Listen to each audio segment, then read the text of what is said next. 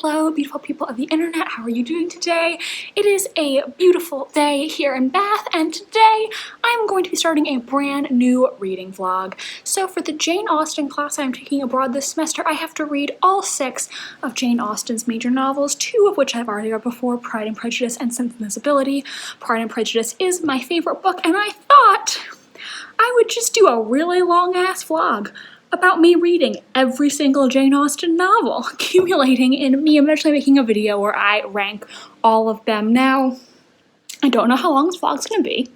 I might have to break it up into 2 parts, but let's just see how it goes. So the first book that I will be reading for Jane Austen class this semester is Northanger Abbey. Wow, it's really dark, you can't see it. There we go. Which is not Jane Austen's first published novel. However, she did write this in 1803, so chronologically it does come first, I believe.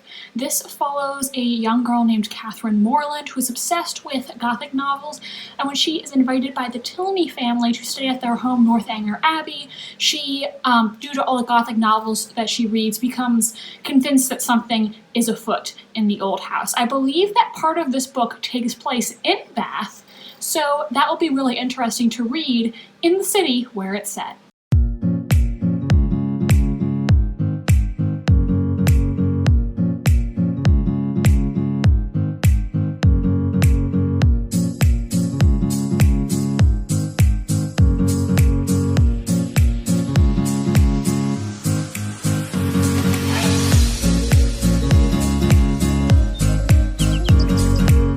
So a little Northanger Abbey reading update. So far, I love Catherine Morland, our main character. I think she is so relatable, definitely reminds me of myself when I was 17, even though this is a book that takes place in a totally different era. I can totally relate to being this teenage girl who is so obsessed with books. I feel like if Catherine were alive today, she would definitely have a literary fangirl Tumblr account, which I also do.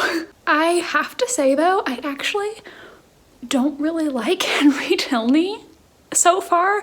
I think he's kind of sexist and patronizing with some of the things that he says and the way he talks to people, but it's still early in the book. They haven't even gone to Northanger Abbey yet, so maybe he'll grow on me, but right now I don't really like him. So I just finished Northanger Abbey and I did really like this one. I think I'm going to give it 4 stars. I thought it was really fun. I really liked Catherine, our main character, and I thought it was really fun how it played on Gothic novels and their conventions.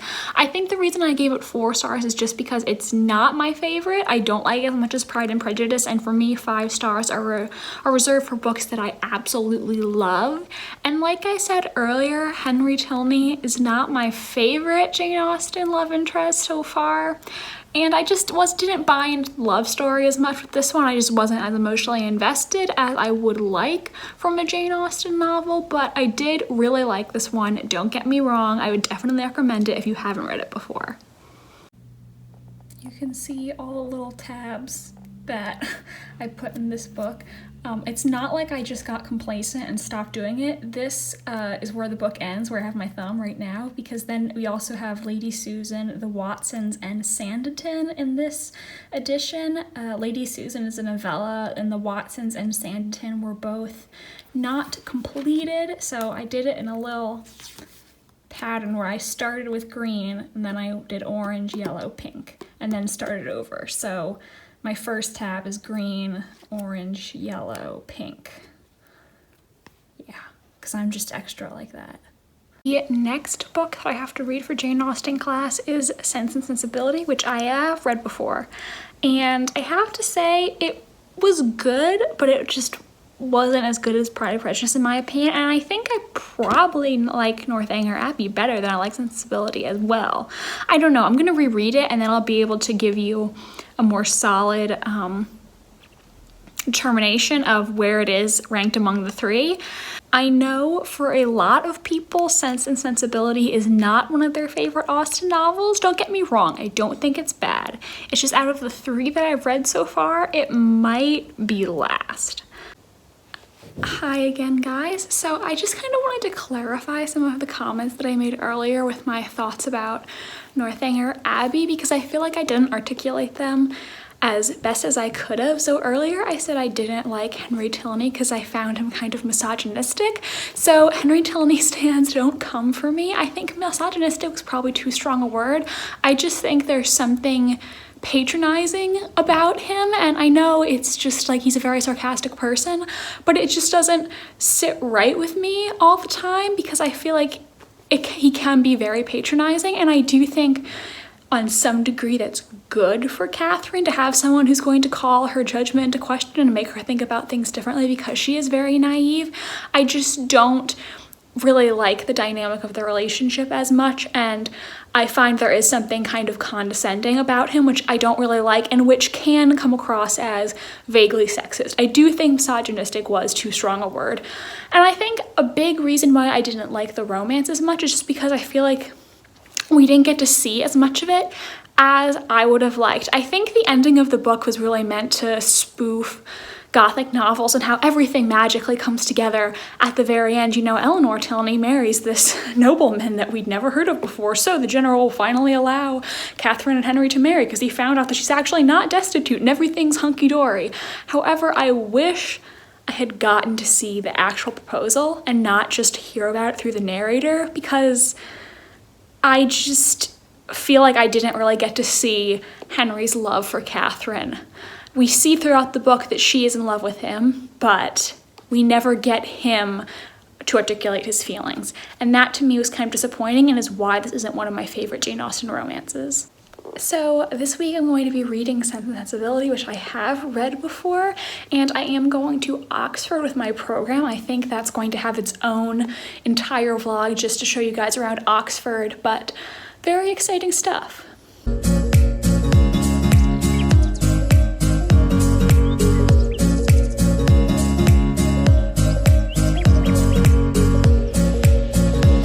Hi guys, so as you can probably see, I am back in Bath. I really didn't update you guys on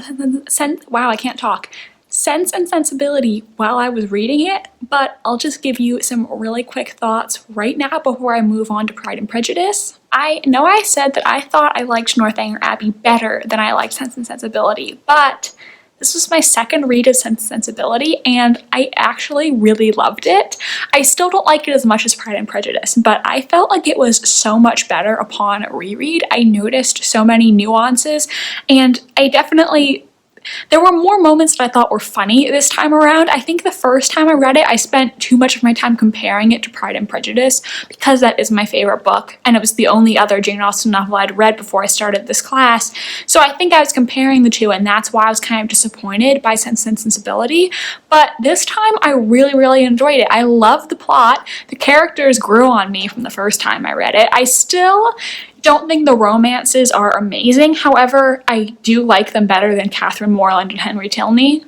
I do like Eleanor. I liked Marianne more this time around. I really like Colonel Brandon. He might be my favorite character, actually. He is a really good guy, and I like him a lot. Edward is all right. He's still not one of my favorites because I do find him a little boring, but he is kind of awkward, which is like relatable. And I think Willoughby is actually a really great villain character. I think he is really interesting and a little more complex. So I actually really enjoyed reading about him too. I mean, I don't like him. He's not a great person, but I found him really interesting to read about. So I know I said that I liked Northanger Abbey more, but now I actually think I like Sense and Sensibility more.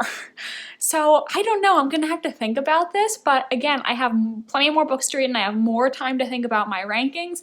However, right now out of these three, it would still be Pride and Prejudice first, then Sense and Sensibility, then Northanger Abbey. And Pride and Prejudice I'm going to reread because that's next on my syllabus.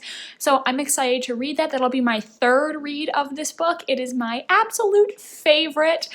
And I'm really excited to read Jane Austen's other works, and I'm excited to see if there's going to be other ones that I can love as much, but I kind of don't want to find something that I like more than Pride and Prejudice.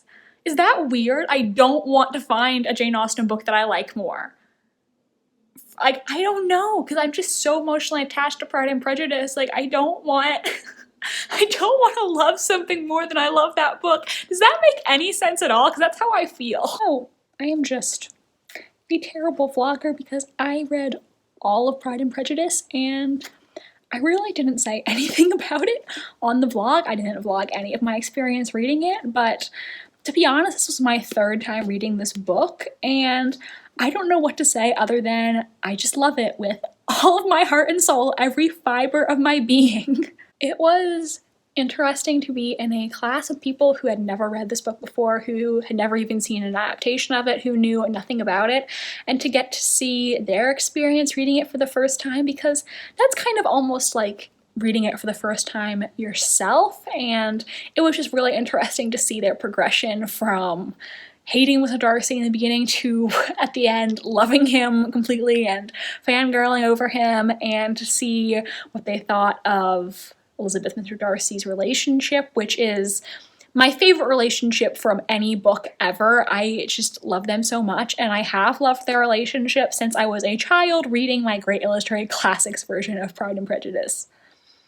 And it's always fun to reread a book and to see new things in it, and maybe even if it were things you noticed before, just to have a new appreciation for them. I really do love the portrait gallery scene in this book, which I never really thought that much about in the past.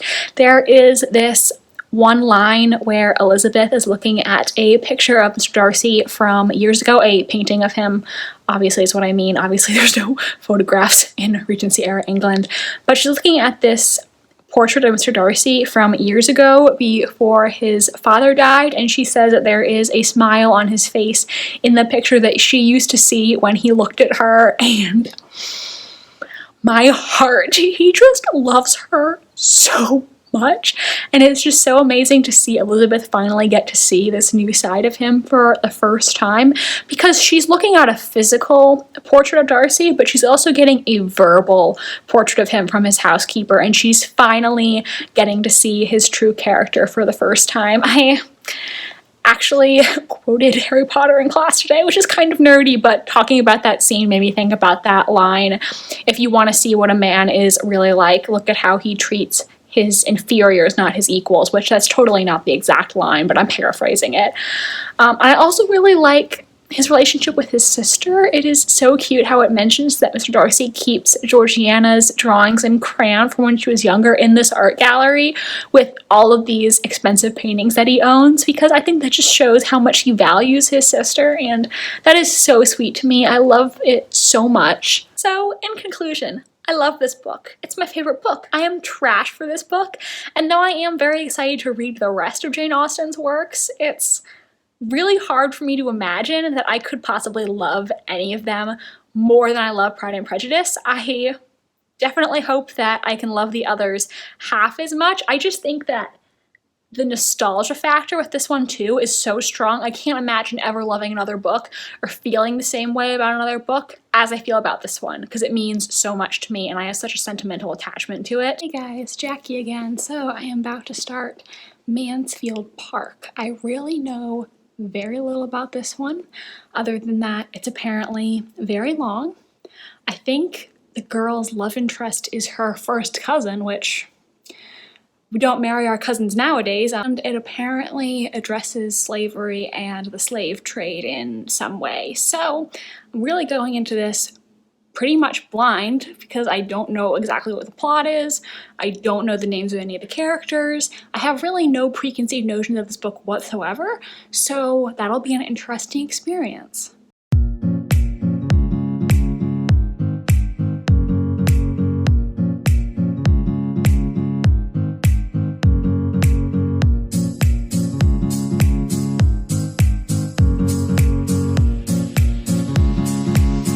I just started reading, sorry I changed now my pajamas, and these people are awful. I've only read one chapter and they're like, oh yeah, they'll take the public coach. which is like so dangerous back then. If you're rich, you think you could send your niece a private carriage, and talking about, yes, I want my daughters to be good friends with her, but they must remember that they're not equals. They should not be arrogant, but they have to remember they have money and title that she doesn't have. And I'm like, wow, these people are horrible.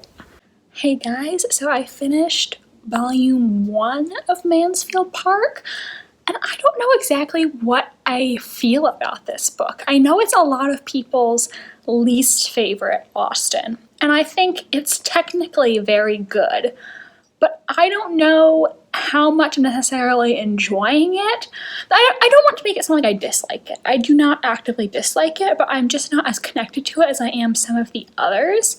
Fanny, as a main character, I feel a lot of sympathy for her, and even though she's not as spirited and witty as other heroines like Elizabeth Bennet, I think there is something admirable about having just soft-hearted, more quiet main characters, because in my opinion, characters like that are a lot more relatable to me. If I was an Austen heroine, I would be more like Fanny than like Elizabeth. As much as I like to think I'd be like Elizabeth Bennet, I know myself enough to know that I wouldn't be. But there's also just something about her that's kind of boring, and I think the fact that she is so moral can sometimes come across as a little annoying, so I can understand why people don't like her. I do like her, but she's definitely not one of my favorites out of Austen's heroines.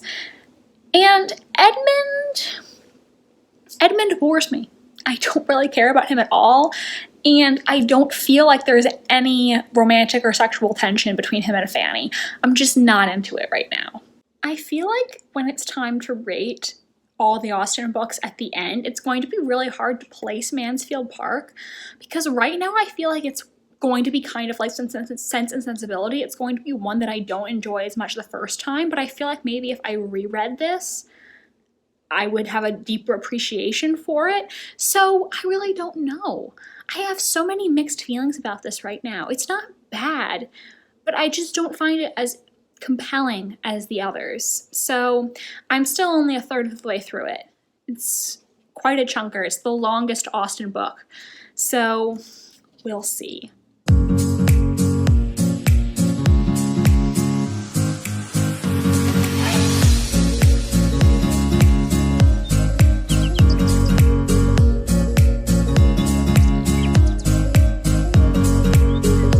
I've done it, guys. I finished Mansfield Park, so here are my thoughts. I liked it, but I didn't love it. Though I liked Fanny as a character, I didn't feel as invested in her as some other main characters, and I think a big problem with this is I didn't feel like Fanny had a lot of character growth. I kind of feel like she's the same person that she was in the beginning.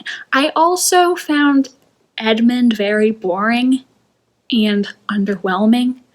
I was really disappointed because I feel like we didn't get to see any of the romance in here at all. We see Fanny's feelings because we get to be in her head, but Edmund, it honestly comes off like Edmund is just settling for Fanny now that he doesn't want Mary Crawford anymore, because we don't even get to see the moment where he realizes that he loves Fanny or hear his marriage proposal to her. There's never a moment where he tells Fanny that he loves her, and that was really disappointing to me.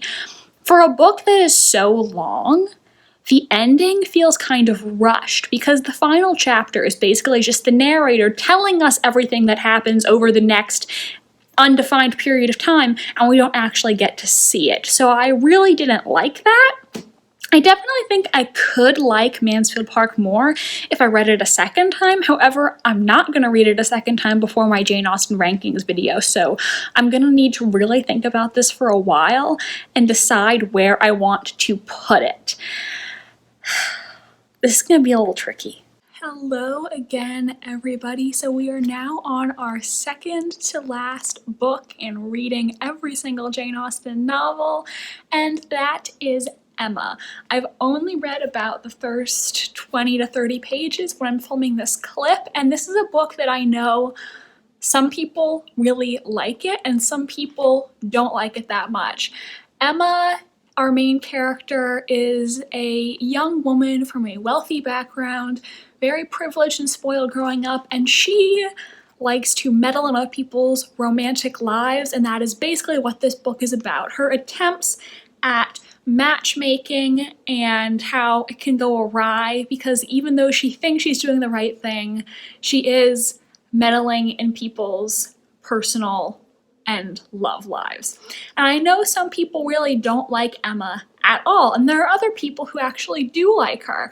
And there are some people who do not like Emma's romance in here, and some people who find it a little sexist how Emma is a flawed main character who needs a man to help change her. I have seen the Emma movie with Gwyneth Paltrow. I know there's also a mini series, and apparently there is a new adaptation starring Anya Taylor-Joy that's coming out in 2020. I don't really know why they're making another Emma adaptation when they could make a big screen Persuasion or Northanger Abbey or Mansfield Park adaptation, but we're getting another Emma adaptation. So, I did like the movie, and we'll see my thoughts on this book. The first 20 or 30 pages that I read I thought were really good. And just because Emma is not the most likable main character at the beginning, doesn't necessarily make me hate her. I think it'll be interesting to see her entire character journey, and in the movie I did like Mr. Knightley a lot. What freaks me out a little bit, I understand it was a different time, so back then this would have been totally okay. It's just a little weird to me because Emma is 20, almost 21. Same age that I am right now. And her love interest is 37 or 38. And I just cannot imagine myself with somebody that much older than me. Obviously, it's a very different time, so that is totally okay back then, totally seen as acceptable.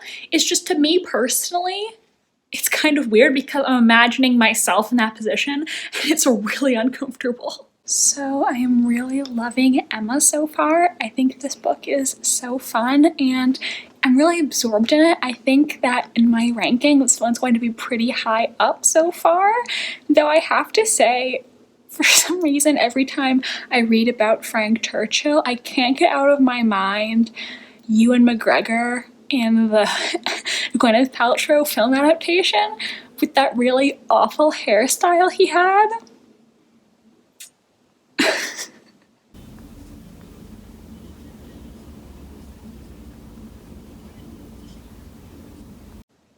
You know that Mrs. Elton sucks because she hates puppies. Never trust someone who hates puppies. I finished Emma, and I have to say I really, really loved it. I still have to read Persuasion, but so far this is pretty high up there on my list of favorite Austens. I really, really enjoyed the story. I went to class today all excited to discuss it and found that pretty much everyone felt differently than me. Not that they didn't enjoy it necessarily, they thought it was well crafted, but a lot of people found Emma very, very irritating, found the ending unsatisfying, and thought that Mr. Knightley was a creepy pedophile, which I didn't feel any of those things, so I basically sat there the entire class. I would love to see the look on my face. I don't know what it looked like. Just thinking, oh my god, I'm the only person in this entire room who doesn't feel this way. Like, I actually like them. I actually like the relationship. Am I a bad feminist? Am I not woke enough? Like, I was just too terrified to, like, voice a dissenting opinion because, like, everybody was so emphatic about it, and that's just not the impression that I got reading this. Maybe I didn't read it critically enough, but I'm just being honest about my feelings, which is that I really enjoyed it.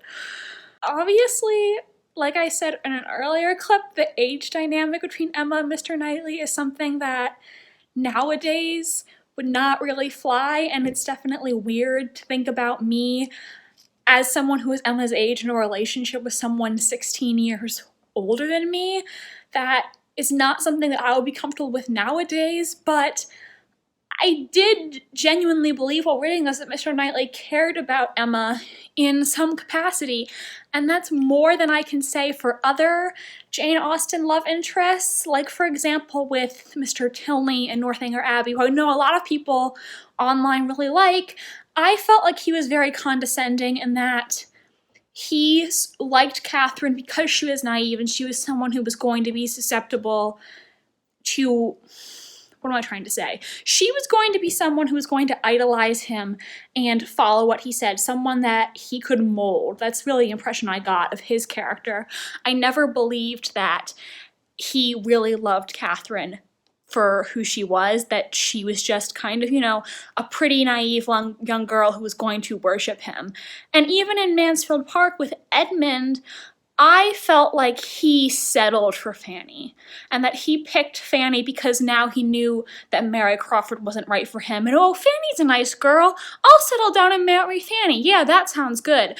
Whereas with Knightley, I genuinely felt like he cared about Emma in some way, shape, or form, which is more than I can say for the others. I believed in his love for her more, and I think that's because they knew each other for so long and that they are friends. And I think friendship is a great foundation for a romantic relationship. So that's really why I liked him. And I also think he was very nice to other people, and the fact that, he made an effort to know Robert Merton, which is something that Emma at the beginning of the book never would have considered, or when he stepped in to dance with Harriet when no one else would. So I did genuinely think of him as a nice person, even though there is that creepy age dynamic in their relationship. It is a very different time period, so I didn't feel like I could hate him solely for that fact, when I felt like he was a good guy overall, and that even though he does critique Emma, I didn't feel like it was out of a position of sexism or moral superiority. I felt like it was because he did care about her. I mean, I know that there are things that I would say to people I care about where I would criticize their actions that I wouldn't say to someone that I didn't know very well, and that's kind of how I interpreted the relationship, where because he knows her so well, he feels like he can say things like that to her, and she will heed his advice. My hand is shaking. Wow, I can't hold a camera. I'm sorry. Also, people saying things like, according to Regency era customs, a woman upon marriage cannot inherit property, so by marrying Mr. Knightley, Emma is losing any rights that she has to Hartfield, and even sort of implying that now, because Mr. Knightley and his brother are both married to Woodhouse sisters, Hartfield is going to become theirs when Mr. Woodhouse dies, and this could be some calculated move on their part because it's mentioned that Mr. Knightley cares about Donwell Abbey and cares about home improvement, which is not an impression that I got at all. I don't believe that he's using Emma to get this property. I don't believe that. And also saying that they found Emma's ending unsatisfying because now she is trapped in this house with her negligent father and Mr. Knightley, which, I mean, maybe I didn't think critically about this enough, but I thought Mr. Knightley saying that he was willing to move to Hartfield was something that made me like him more, because in such a patriarchal time where a woman is expected to move to her husband's estate, he is willing to move to live with his father-in-law because that's something that's important to Emma. And yeah, it sucks that Emma still has to take care of her father, who is a horrible hypochondriac, but I thought that was a generous move on Knightley's part, and I never saw him as using Emma to advance his position in any way. He didn't come across to me as that type of person, but evidently, I'm the only person in my Jane Austen class who thinks so. Maybe I'm a bad feminist. Maybe I'm not woke enough, but I'm just being completely honest with you guys and saying to you guys things that I was too scared to stay in class. So, I really liked Emma. Let me know, do any of you guys out there agree with me? Do I lack critical thinking skills? Am I just a bad feminist? Am I the only person who feels this way? just let me know in the comments what you guys think, where you stand on this. I would really like to hear it. And this is not me attempting to trash anyone who doesn't like Mr. Knightley, because I definitely think that their age dynamic is hard to digest in modern society, because it's not something that we would look fondly on now, and especially considering how long Mr. Knightley has had romantic feelings for Emma, even with their age difference. That's something that is very strange and not something that will be approved of in modern society, and for good reason. So I do understand where they're coming from, but I also personally don't want to label Mr. Knightley as some kind of sexist, opportunistic person who's going to take advantage of Emma and ruin her life. That's not how I saw it, and I did genuinely believe that he cared for her in some capacity, however you choose to see that. So I would just be really interested to hear your guys' thoughts, see if anybody agrees with me, or if anybody has a new angle with which they view this character or this relationship. So I would really like to hear it if you guys want to post that in the comments section. The last Austen I have to read, wow, I can't believe this is my last Austen, is going to be Persuasion, and I am so excited. I think we might have saved the best for last. Pride and Prejudice is still my favorite, and I don't know if anything can overcome the nostalgia factor I have with that book, but I am so excited to read Persuasion and just get to experience it. I've heard so many good things about it. I don't think I've ever heard anyone say they don't like Persuasion, so my hopes are pretty high, to be honest, but I don't want to get them too high because I don't want to be disappointed.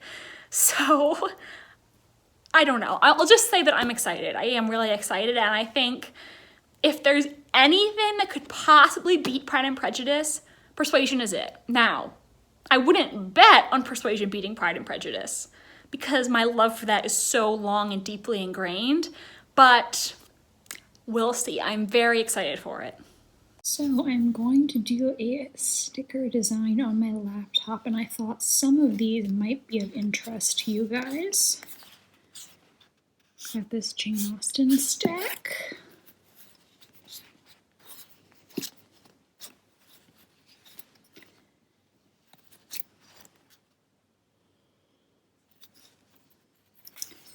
And that one, which I thought would be bigger because I ordered it in a larger size, but we'll just put all these on my computer and see how it looks. I got a clear case from Amazon to put them on, so hopefully I can get a cool design. Also, I don't know if I mentioned this in the vlog yet, but last Wednesday I went to a Jane Austen dance class with my roommate, which was fun. It is a lot more energetic than I expected it to be, and thank God there were some nice, friendly old English ladies there to help me out because I was struggling with some of those moves. It was my first class, and some people had been going there for weeks, months. There's some people there who probably live in Bath and have been going there for a really long time, but it was a lot of fun, so I'm going to try to go back. I can't go back this week because I'm going to see a play on Wednesday night, but it was really fun. I also wrote down the names of some of the dances, so I'm going to have links in the description to videos of those dances, or there's this one site that has animations of the different steps. So if you guys want to look and see some of the stuff that I learned, go down to the description and take a look. What do you guys think? Do you like it? I think it came out really nice. I got everything to fit. I wish there was something I could fit in this little blank spot right here, but you know, I can always look for something small to go in there. The only one I messed up on was Darcy's head. It's over the edge, but this is just a white part, so honestly I probably could cut it off if I wanted to, so it shouldn't be that much of a problem. I should have moved this one down a little bit, but it was the first one I did, and I kind of realized that I put it too close to the top after part of it had already been stuck down, so I just had to commit. But overall, I think it looks really good. I'm happy with it. This stand with PP sticker is really small, so maybe I'll get that to go in that space. I definitely wanted to have more political stickers, but I just got so caught up in buying things that this is what I bought and I don't have room for any more. So this might be a good one to get. I'm not going to make a decision right now, but it's a possibility if I decide I want it. Okay, I feel like I am so bad at vlogging. I started Persuasion, and I kind of need to do an intro to this, my last Jane Austen book. Wow, that is so sad. I'm on page 68. The book is about 200 pages. Tonight's Tuesday night. I need to have it done by class time on Thursday. So I'm trying to, savor this, but it's also hard because I've been so busy and I have to finish the book. And I want to actually finish it before class. Like, I don't want to have to just read the Spark Notes or get spoiled in class or something. I want to finish it and actually get to read it. So yeah, I've just been so busy because I had two essays, a play, a creative writing project, and a presentation this week. So basically the equivalent of 4 essays, even though some of them weren't technically essays, and I had to read this. Yeah, it's been pretty stressful, but what I'll say is that I really think the dynamic between Anne and Captain Wentworth, because they have known each other before and because they were engaged before, is very interesting. And I really like that dynamic because it's different from the other books and it's really interesting to read about. I don't really have a lot of interesting commentary at this point. I'm sorry, I suck at vlogging. I feel like this vlog, in my head I thought it was a great idea and now I feel like it's probably boring as hell, but sorry, just doing my best, just doing my best. Wow, I look so stupid with this hat on, but it's cold outside and my hair is gonna be a staticky mess now that I've had this thing on, so might as well keep it on.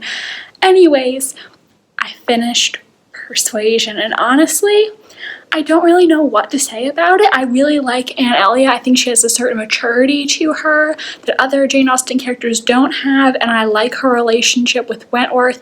I think the dynamic that they have because they knew each other before the book, and she has rejected him before, is really interesting. And even though this book is really short, I still think it was very well done, but I don't really know where to put it in the ranking or how to rate it because I feel like my experience with this, I said I wanted to savor it because this was my last Austen novel and I did not savor it at all.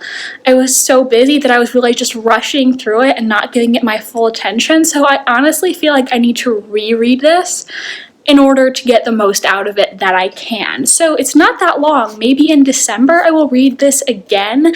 So right now I'm not going to give this a rating on Goodreads, and I'm not going to tell you where I think it might go in the ranking because honestly I don't know. I feel like I need to read this again to get the most out of it possible, and also I'm just not ready for my journey with Jane Austen to be done yet. I really want to enjoy this book and get the most out of it that I can. So everybody, that is it for this vlog of me reading every single Jane Austen novel. I hope it was not too boring for you. I know sometimes I would just totally forget to update you while I was reading, but hopefully you still enjoyed it anyway. If you liked this video, please give it a big thumbs up and subscribe to my channel if you want to see more from me. I post videos every Wednesday. My social media links are down below if you want to follow me on Tumblr, be my friend on Goodreads, or follow my Bookstagram account. Thank you guys so much for watching, and I hope you have a marvelous rest of your day. Bye, and I hope to see you in the next video.